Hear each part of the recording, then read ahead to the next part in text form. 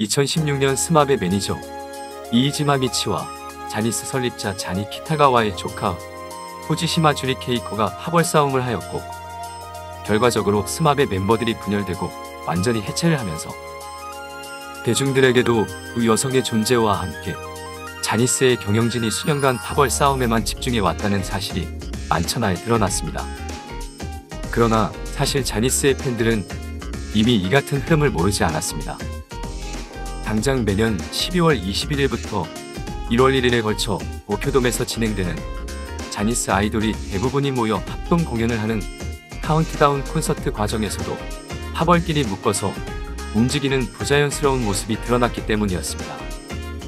그러나 이들이 파벌 싸움을 본격화하던 2012년부터 자니스 아이돌들에게는 잠재적인 불안감이 자리하고 있었습니다. 이는 2010년부터 본격화된 K-팝 열풍이었습니다. 사실 2019년 타계한 자니 사장의 2011년도의 비공식 인터뷰를 통해 자니스는 K-팝을 단순히 자니스의 흉내내기 정도로 치부하고 있었음이 드러났고, 2012년부터는 이명박 대통령의 독도 방문으로 K-팝 아티스트들의 일본 TV 미디어 활동이 일시에 사라지면서 자니스의 경영진들은 K-팝 아티스트들에 대해 크게 의식을 하거나 하는 모습이 아니었습니다. 그래서인지 자니 사장 중심으로 돌아가는 회사의 주먹구구식 운영 방침이 조금도 변화하지 않았습니다. 하지만 몇몇 소속 아티스트들은 당시 일본 언론에서 소위 완성형 아이돌이라 평가하던 K-팝 아티스트들의 모습을 보면서 자극을 받는 한편 불안감을 느끼기도 하고 있었습니다. 특히 2007년 데뷔한 헤이세이점프 멤버들이 그러했습니다. 헤이세이점프는 2007년 데뷔했고 4년마다 한 번씩 행해지는 세계 배구 월드컵 홍보대사용으로 데뷔를 했었습니다. 이 그룹은 멤버 전원이 양해, 연호 중 헤이세이 세대에 해당한다는 이유로 지어진 그룹명이었고, 그룹명이 의미하듯 데뷔 당시에는 평균 나이 15.4세의 어린 멤버들로 구성된 그룹이었고, 심지어 막내 모리모토 류타로는 데뷔 당시 초등학교 6학년이었습니다. 그러나 문제는 데뷔 후 이들의 성장이 매우 더디었다는 것입니다. 데뷔곡이 가장 잘 팔린 곡이었고, 인기 드라마 시리즈의 멤버들을 투입시키기도 했으나 그 뒤로 뚜렷하게 두각을 나타낸 멤버도 없었습니다. 표면적으로 이들 이후에 데뷔한 그룹은 우려먹기라는 평가를 받더라도 롤러타는 그룹이라거나 백덤블링을 특기로 하는 아크로바틱 그룹이라는 등의 그룹을 대표하는 컨셉이 있었는데, 헤이세이점프가 내세울 그룹의 특징이라고는 평균 연령이 점다 정도여서 점차 나이가 차면서 그룹의 방향성에 있어 고민이 커져가고 있었습니다. 그 와중에 막내 모리모토 류타로가 2011년 미성년자 흡연 사진이 한 주간지에 유출되며 사실상 그룹에서 퇴출되는 일까지 생겼습니다.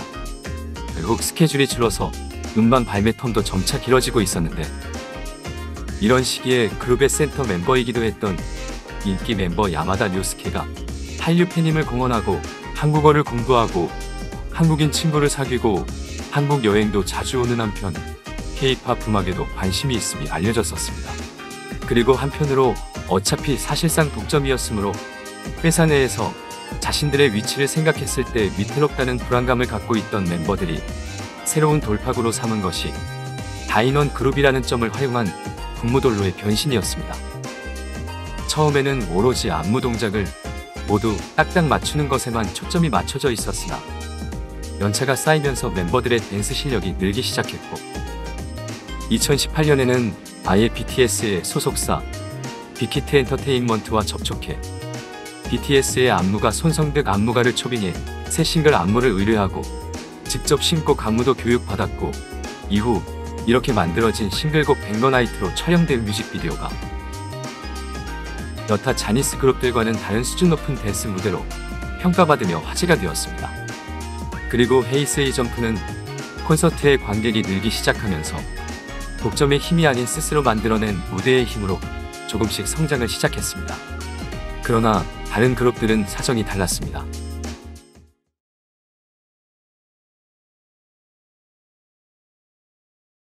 1999년 데뷔한 아라시와 2007년 데뷔한 헤이세이점프 사이에 데뷔한 그룹들은 각자의 사정으로 내용을 겪고 있었습니다. 뉴스와 카툰은 멤버들의 사건 사고와 솔로 활동에 대한 열망으로 이탈자들이 계속 발생하고 있었습니다. 9인조로 데뷔한 뉴스는 이미 프리데뷔 기간에 한 명이 탈퇴한 것을 시작으로 2010년까지 총 3명의 사건 사고로 멤버가 나갔고, 그 와중에 2011년에는 리더이자 그룹의 핵심이었던 멤버 야마시타 토모이사가 솔로 활동을 원해 그룹을 탈퇴했습니다. 그리고 같은 날 멤버 니시키도료는 탄자니 에이토와의 동시 활동이라는 무리한 스케줄에 대한 고충을 토로하며 탄자니 에이토에서만 활동하겠다고 발표했습니다. 졸지의 9명이었던 그룹이 4명으로 쪼그라든 것입니다. 그리고 2006년 데뷔하며 자니스의 새로운 미래가 되어줄 거라 믿었던 카툰은 멤버 아카니 시진이 데뷔 직후부터 미국병에 걸려 2010년 미국 진출을 겸한 솔로 활동을 위해 탈퇴했고, 이후 2013년 다나카 코키가 문란한 사생활 및 회사 몰래 바를 경영하다 걸려 회사에서 퇴출당했으며, 2016년에는 다구치 준노스케가 솔로 활동을 목표로 그룹을 탈퇴하고 아예 회사를 떠났습니다. 이후 다나카와 다구치가 대마초 혐의로 조사를 받으며 논란이 되었고, 결국 자니스가 회사에 남은 카툰 멤버들을 긴급 소집해 약물 검사를 하는 소동을 벌이며 힘든 시기를 보냈습니다. 한편 타키 앤 츠바사는 멤버들이 개인 활동에 욕심이 강해서 그룹 활동 자체가 적었고, 그 와중에 멤버 이마이 츠바사가 돌발성 어지러움증과 청력에 문제가 생기는 메니에르병을 앓게 되어 투병하면서 힘든 시기를 보내고 있었습니다. 그러나 어떤 그룹이건 어떻게든 자니스와 각 그룹의 음반사가 다양한 상술과 음반 발매 시기를 세심하게 조율하면서 이 그룹들이 일본의 대표 음반 차트인 오리콘 차트에서는 발매주의 1위를 기록하게 해주었고, 그 어떤 그룹도 수익적으로 적자인 그룹은 없었습니다. 표면적으로는 한류 그룹들도 TV 시장에서 사라졌고, 현재 사장으로 취임한 후지시마 주리 케이코는 이 당시 스마프와 이이지마 미치를 밀어내는 파벌 싸움을 하는데 몰두했으며, 결국 이에 성공하면서 자신이 주력으로 키운 아라시를 밀어주는데 바빴습니다. 그리고 자니 사장은 노년에 접어들어서인지 새로운 데뷔 그룹이나 주니어 그룹에 계속 혼자 기획을 전담하면서 기존에 내세운 컨셉들을 우려먹느라 바빴습니다. 소위 왕자님 캐릭터로 점철된 왕도 아이돌 컨셉, 롤러그룹 백덤블링 안무가 중심인 아크로바틱 그룹, 카툰으로 대표되는 바나나, 이미지 그룹이라는 4가지 테마를 돌려가며 데뷔 그룹이나 주니어 그룹이 등장했고, 이외에는 각종 쇼를 기획해서 데뷔 그룹 멤버나 주니어들을 투입시키는 일에만 몰두하고 있었습니다. 그러나 같은 시기 비록 TV 미디어 시장에서는 밀려났다지만 일본 공연업계에서 분명한 존재감을 보이고 있던 K-팝 그룹들은 분명 일본에서도 소리 없이 영향력을 쌓아가고 있었습니다. 그리고 이미 2010년부터 시작된 K-팝 열풍이 결국 유튜브를 중심으로 한 온라인을 통한 팬덤의 유입으로 시작되었음을 자니스는 애써 무시했는지 아니면 간과했는지는 알 수 없지만, 2017년까지 자니스는 폐쇄적인 온라인 정책으로 해외 팬들의 유입을 차단하고 있었습니다. 물론 이제 자니스는 방송국 홈페이지나 인터넷 언론사에 제한적이기는 하나 자사 아이돌의 사진을 쓸 수 있게 하는 정책으로 돌아서고는 있었으나, 이런 정책은 사실 다른 일본 기획사의 연예인에게는 지금까지 매우 당연한 것이었지 특별한 것이 아니었습니다.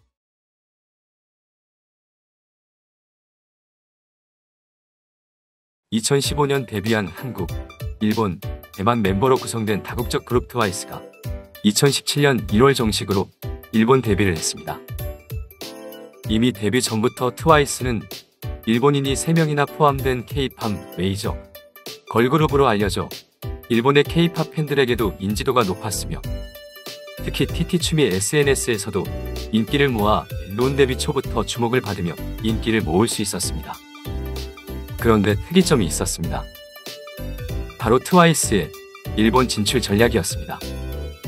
일본 현지 음반사인 워너뮤직 재팬이 트와이스의 일본 활동 매니지먼트도 담당하는 형태로 데뷔가 이루어졌는데, 워너뮤직 재팬에서 홍보팀으로 28년간 재직한 카즈노 하야토시는 트와이스를 K-팝 그룹이 아닌 다국적 팝 아티스트로 홍보하는 데 힘을 쏟았습니다. 쉽게 말해 워너뮤직 본사의 테일러 스위프트처럼 트와이스를 홍보하려 한 것입니다. 물론 이 전략의 근간에는 이미 한일 관계 악화 등으로 TV 시장에서 K-팝 스타들이 밀려난 현실적인 문제, 그리고 국적에 얽매이면서 발생할 수 있는 불필요한 논쟁 등을 피하려는 의도도 있었다고 카지노 씨는 설명한 바 있었습니다. 일본인 멤버 3명의 존재가 초기 화제성에 큰 비중을 차지하기도 했지만 어쨌든 워너뮤직 재팬은 트와이스를 기존의 K-팝 그룹과는 다른 방향성으로 홍보하고자 했습니다.